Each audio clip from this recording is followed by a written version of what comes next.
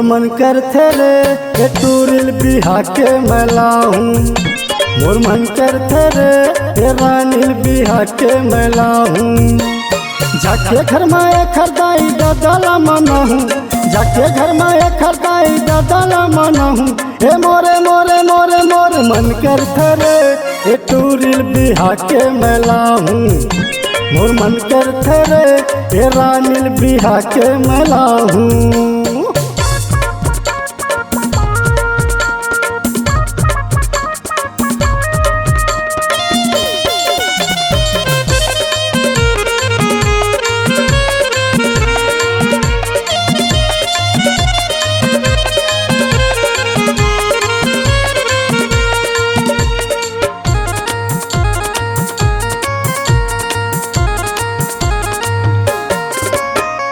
कोली कस्तर गुरतुर भाखा मल्ला मोर मोहे है। मुंद्रस कच्छल के जवानी तन बदन भिंगे है। मुंद्रस कच्छल के जवानी तन बदन भिंगे है।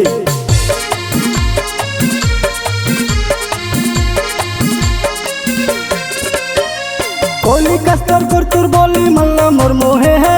मुंद्रस कच्छल के जवानी तन बदन भिंगे है। मुंद्रस कच्छल के जवानी तन बदन भिंगे है। मोर दिल कैथे रे मोर दिल कैथे रे मन के मंदिर में बसा हूँ। मोर मन कैथे रे ए टूरिल बिहा के मैला हूँ।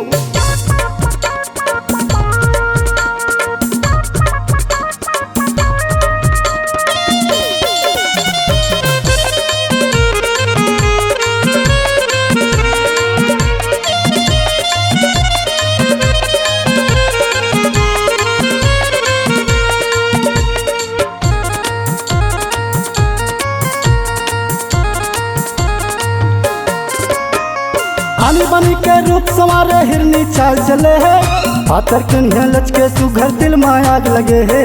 पातर कन्या लचके सुघर दिल में आग लगे है।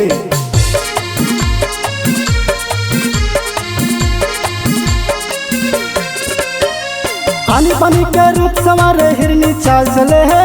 पातर कन्या लचके सुघर दिल में आग लगे है। पातर कन्या लचके सुघर दिल में आग लगे है। मोर नजर कैथे रे मोर नजर कैथे रे उतरी सही सजा हूँ। मोर मन कैथे रे ए टूरिल बिहा के मैला हूँ।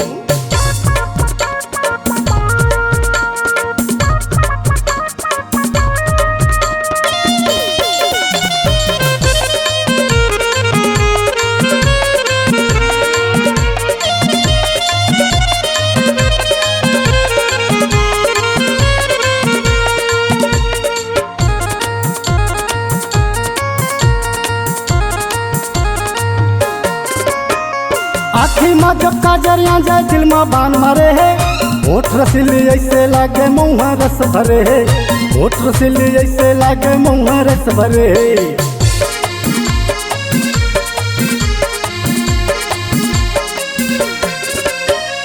आखी माँ जब काजरिया जाए दिल में बान मारे है। होठ रसीली ऐसे लागे मुँह रस भरे है। होठ रसीली ऐसे लागे मुँह रस भरे है। हेला पी लेते रे